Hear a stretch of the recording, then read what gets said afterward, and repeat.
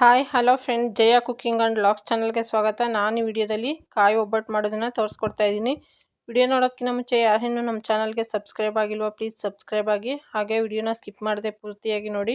ಹಾಗಾದರೆ ಬನ್ನಿ, ಕಾಯಿ ಒಬ್ಬಟ್ಟು ಮಾಡೋದು ಹೇಗೆ, ಏನೇನು ಪದಾರ್ಥಗಳು ಬೇಕು ನೋಡ್ಕೊಂಡು ಬರೋಣ. ಲಕ್ಷ್ಮಿ ಕಾಣಿಸ್ಕಿಟ್ಟಿರೋಂಥ ತೆಂಗಿನಕಾಯಿ ಮತ್ತು ಹಬ್ಬದಲ್ಲಿ ಹೊಡೆದಿರೋಂಥ ತೆಂಗಿನಕಾಯಿನ ಉಪಯೋಗಿಸ್ಕೊಂಡು ನಾನು ಕಾಯಿ ಒಬ್ಬಟ್ಟನ್ನು ಮಾಡ್ತಾಯಿದ್ದೀನಿ. ಕಾಯಿ ಒಬ್ಬಟ್ಟು ಮಾಡೋದಕ್ಕೆ ಈ ಥರ ಚೆನ್ನಾಗಿ ಬಲ್ತಿರೋ ಅಂಥ ಕಾಯಿ ಆಗಬೇಕು. ಎಳೆ ಕಾಯಲ್ಲಿ ಮಾಡಿದ್ರೆ ಒಬ್ಬಟ್ಟು ಚೆನ್ನಾಗಿ ಬರೋದಿಲ್ಲ, ಟೇಸ್ಟ್ ಕೂಡ ಇರೋದಿಲ್ಲ. ಅದಕ್ಕಾಗಿ ಈ ಥರ ಚೆನ್ನಾಗಿ ಬಲ್ತಿರೋ ಅಂಥ ತೆಂಗಿನಕಾಯಿನ ತೊಗೋಬೇಕಾಗುತ್ತೆ. ಇಷ್ಟು ಕಾಯಿನ ಸಣ್ಣದಾಗೆ ತುರಿದಿಟ್ಟಿದ್ದೀನಿ. ತುರಿದಿರೋ ಅಂಥ ಕಾಯಿ 3 ಕಪ್ ಆಗಿದೆ. ಈ ಕಪ್ಪಲ್ಲಿ 3 ಕಪ್ಪಷ್ಟು ತೆಂಗಿನಕಾಯಿನ ಹಾಕ್ಕೊಳ್ತಾ ಇದ್ದೀನಿ. 1 ಟೇಬಲ್ ಸ್ಪೂನ್ ಅಷ್ಟು ಗಸಗಸೆ, 4 ರಿಂದ 5 ಏಲಕ್ಕಿನ ಹಾಕ್ಕೊಳ್ತಾ ಇದ್ದೀನಿ. 3 ಕಪ್ಪಷ್ಟು ತೆಂಗಿನಕಾಯಿ ತುರಿ ತೊಗೊಂಡಿದ್ದೀನಿ. ಅದಕ್ಕೆ 1.5 ಕಪ್ಪಷ್ಟು ಬೆಲ್ಲನ ತೊಗೊಳ್ತಾ ಇದ್ದೀನಿ. ಇದಿಷ್ಟು ಹೂರ್ಣ ಮಾಡ್ಕೊಳ್ಳೋದಕ್ಕಾಯಿತು. ಮತ್ತು ಕನಕ ಕಲಸೋದಕ್ಕೆ 1 ಕಪ್ಪಷ್ಟು ಚಿರೋಟಿ ರವೆ, ಈ ರೀತಿ ಸಣ್ಣದಾಗಿರೋದು. ಅದಕ್ಕೆ 1 ಕಪ್ಪಷ್ಟು ಮೈದಾ ಹಿಟ್ಟು ಹಾಕ್ಕೊಂಡು, ಚಿಟಿಕೆ ಅರಿಶಿನ ಮತ್ತು ಚಿಟಿಕೆ ಉಪ್ಪನ್ನು ಹಾಕ್ಕೊಂಡು ನೀಟಾಗಿ ಮಿಕ್ಸ್ ಮಾಡಿಕೊಂಡು ಸ್ವಲ್ಪನೇ ನೀರನ್ನು ಹಾಕ್ಕೊಂಡು ಕಲಿಸ್ಕೊಳ್ತಾ ಇದ್ದೀನಿ. ಇದು ಸ್ವಲ್ಪ ಕೈ ಗಂಟೋ ಥರನೇ ಕಲಿಸ್ಕೋಬೇಕು, ಚಪಾತಿ ಹಿಟ್ಟಿನ ಅದಕ್ಕೆ ಕಲಿಸ್ಕೋಬಾರ್ದು. ಚಿರೋಟಿ ರವೆ ಹಾಕಿರೋದ್ರಿಂದ ಗಟ್ಟಿಯಾಗಿ ಕಲಿಸ್ಕೊಂಡ್ರೆ ಮತ್ತೆ ನೆನ್ಕೊಂಡ್ಮೇಲೆ ಇನ್ನೂ ಗಟ್ಟಿಯಾಗುತ್ತೆ. ಅದಕ್ಕೋಸ್ಕರ ಈ ಥರ ತೆಳುವಾಗಿ ಕಲಿಸ್ಕೋಬೇಕು. ಈ ರೀತಿ ಕಲಿಸ್ಕೊಂಡ್ಮೇಲೆ 2 ಟೇಬಲ್ ಸ್ಪೂನಷ್ಟು ಎಣ್ಣೆ ಹಾಕಿ ಮತ್ತೊಂದು ಸಲ ಕಲಸಿಟ್ಕೊಳ್ತಾ ಇದ್ದೀನಿ. ನೋಡಿ, ಈ ರೀತಿಯಾಗಿ ತುಂಬ ಸ್ಮೂತಾಗಿ ಮೃದುವಾಗಿ ಕಲಸಿಟ್ಟಿದ್ದೀನಿ, ಸ್ವಲ್ಪ ತೆಳ್ಳಗೆ. ಇದಕ್ಕೆ ಮತ್ತೊಂದು ಸಲ 1 ಟೇಬಲ್ ಸ್ಪೂನಷ್ಟು ಎಣ್ಣೆ ಹಾಕಿಬಿಟ್ಟು ಒಂದು ಪ್ಲೇಟನ್ನು ಮುಚ್ಚಿ ನೆನೆಯೋದಕ್ಕೆ ಬಿಡ್ತಾಯಿದ್ದೀನಿ. 1 ರಿಂದ 2 ಅವರ್ ನೆನ್ಕೋಬೇಕಿದು. ತೊಗೊಂಡಿರೋಂಥ 1.5 ಕಪ್ ಬೆಲ್ಲಕ್ಕೆ ಒಂದು ಚಿಕ್ಕ ಗ್ಲಾಸಲ್ಲಿ ನೀರು ಹಾಕಿಬಿಟ್ಟು ಸ್ಟವ್ ಮೇಲೆ ಇಟ್ಟಿದ್ದೀನಿ. ಬೆಲ್ಲ ಕರಗೋ ಅಷ್ಟೊತ್ತಿಗೆ ನಾವು ಕಾಯಿನ ಮಿಕ್ಸಿನಲ್ಲಿ ರುಬ್ಕೊಂಡು ಬರೋಣ. ತೆಂಗಿನಕಾಯಿಗೆ ಗಸಗಸೆ ಮತ್ತು ಏಲಕ್ಕಿ ಹಾಕಿದ್ವಲ್ಲ, ಚೆನ್ನಾಗಿ ಮಿಕ್ಸ್ ಮಾಡಿಬಿಟ್ಟು ಎಲ್ಲನೂ ಒಂದು ಮಿಕ್ಸಿ ಜಾರ್ಗೆ ಸ್ವಲ್ಪನೇ ಹಾಕ್ಕೊಂಡು ಕಾಯಿನ ತುಂಬ ಸಣ್ಣದಾಗೆ ರುಬ್ಕೋಬೇಕಾಗುತ್ತೆ. ಕಾಯಿ ರುಬ್ಬೋದಕ್ಕೆ ಸ್ವಲ್ಪ ನೀರು ಹಾಕ್ಕೋಬೇಕಾಗುತ್ತೆ. ತುಂಬ ನೀರು ಹಾಕಬಾರ್ದು. ತುಂಬ ನೀರು ಹಾಕಿದ್ರೆ ಪೇಸ್ಟ್ ಥರ ಆಗೋಗ್ಬಿಡುತ್ತೆ. ಅದಕ್ಕೋಸ್ಕರ ತರಿಯಾಗಿ ಸಣ್ಣದಾಗೆ ರುಬ್ಕೋಬೇಕು. ನೋಡಿ, ಈ ರೀತಿ ಕಾಯಿ ತುಂಬ ಸಣ್ಣದಾಗೋ ಥರ ರುಬ್ಬಿಟ್ಕೊಂಡಿದ್ದೀನಿ.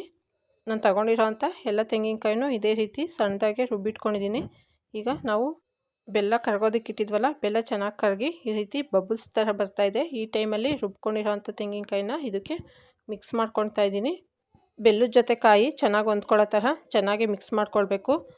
ಕಾಯಿ ರುಬ್ಬೋದಕ್ಕೆ ನೀರು ಹಾಕ್ಕೊಂಡಿರೋದ್ರಿಂದ ಇದರಲ್ಲಿ ನೀರಿನ ಅಂಶ ಇರುತ್ತೆ, ಸ್ವಲ್ಪ ತೆಳುವಾಗಿರುತ್ತೆ. ಅದಕ್ಕೋಸ್ಕರ ಒಂದು 10 ರಿಂದ 15 ನಿಮಿಷ ಮೀಡಿಯಮ್ ಫ್ಲೇಮಲ್ಲಿಟ್ಟು ಈ ರೀತಿ ಗಟ್ಟಿಯಾಗೋವರೆಗೂ ಚೆನ್ನಾಗಿ ಮಿಕ್ಸ್ ಮಾಡ್ಕೊಳ್ತಾ ಇರಬೇಕಾಗುತ್ತೆ. ಈ ರೀತಿ ಮಾಡೋದ್ರಿಂದ ಅದರಲ್ಲಿರೋ ಅಂಥ ನೀರಿನ ಅಂಶ ಎಲ್ಲ ಆವಿಯಾಗಿ ಈ ರೀತಿಯಾಗಿ ಹೂರ್ಣ ರೆಡಿಯಾಗುತ್ತೆ. ಈಗ ತೆಂಗಿನಕಾಯಿ ಹೂರ್ಣ ರೆಡಿಯಾಗಿದೆ. ನಾನು ಸ್ಟವನ್ನು ಆಫ್ ಮಾಡಿ ಇದು ತಣ್ಣಗಾಗೋದಕ್ಕೆ ಬಿಡ್ತಾಯಿದ್ದೀನಿ. ತಣ್ಣಗಾದ್ಮೇಲೆ ಇದನ್ನು ಉಂಡೆ ಕಟ್ಕೋಬೇಕಾಗುತ್ತೆ. ನೋಡಿ, ತಣ್ಣಗಾದ್ಮೇಲೆ ನಾನು ಉಂಡೆನ ಕಟ್ಕೊಳ್ತಾ ಇದ್ದೀನಿ. ಉಂಡೆ ಕಟ್ಟಬೇಕಾದ್ರೆ ಕೈಗೆ ಅಂಟ್ಕೋಬಾರ್ದು ಮತ್ತು ತುಂಬ ಗಟ್ಟಿಯಾಗೂ ಇರಬಾರ್ದು. ಅದಕ್ಕೆ ಹೂರ್ಣನ ರೆಡಿ ಮಾಡ್ಕೋಬೇಕು. ನಮಗೆ ಎಷ್ಟು ಬೇಕೋ ಅಷ್ಟು ಹೂರ್ಣದ ಉಂಡೆಗಳನ್ನ ಮಾಡಿಟ್ಕೊಂಡು ಮಿಕ್ಕಿರೋ ಅಂಥ ಹೂರ್ಣಕ್ಕೆ ಒಂದು ಪ್ಲೇಟನ್ನು ಮುಚ್ಚಿಡಬೇಕು. ಇಲ್ಲಾಂದರೆ ಅದು ತುಂಬ ಗಟ್ಟಿಯಾಗಿಬಿಡುತ್ತೆ. ಅದಕ್ಕೋಸ್ಕರ ಹೂರ್ಣ ರೆಡಿಯಾಗಿದೆ. ಕನಕ ಕೂಡ ಚೆನ್ನಾಗಿ ನೆನ್ಕೊಂಡಿದ್ದೆ. ಈಗ ಹೂರ್ಣ ಎಷ್ಟು ತೊಗೊಂಡಿದ್ದೀನೋ ಅದೇ ಗಾತ್ರದ ಕನಕನ ಸಹ ತೊಗೊಂಡಿದ್ದೀನಿ ನಾನು. ಕೈಗೆ ಸ್ವಲ್ಪ ಎಣ್ಣೆ ಹಚ್ಕೊಂಡು ಈ ರೀತಿ ಉಂಡೆ ಮಾಡಿಕೊಂಡು ಕೈ ಮೇಲೇ ಸ್ವಲ್ಪ ಪ್ರೆಸ್ ಮಾಡ್ಕೊಳ್ತಾ ಇದ್ದೀನಿ. ಈ ರೀತಿ ಪ್ರೆಸ್ ಮಾಡ್ಕೊಂಡಿದ್ದಾದಮೇಲೆ ಹೂರ್ಣದ ಉಂಡೆನ ಇದ್ರೊಳಗಡೆ ಇಟ್ಟು ಈ ರೀತಿಯಾಗಿ ನಿಧಾನಕ್ಕೆ ಪ್ರೆಸ್ ಮಾಡ್ಕೊಳ್ತಾ ಇದ್ದೀನಿ. ಈ ರೀತಿ ಪ್ರೆಸ್ ಮಾಡಿಕೊಂಡು ಹೂರ್ಣ ಅದರೊಳಗಡೆ ಸ್ಟಫ್ ಮಾಡಿ ಎಕ್ಸ್ಟ್ರಾ ಇರೋವಂಥ ಕನಕನ ತೆಗಿತಾ ಇದ್ದೀನಿ.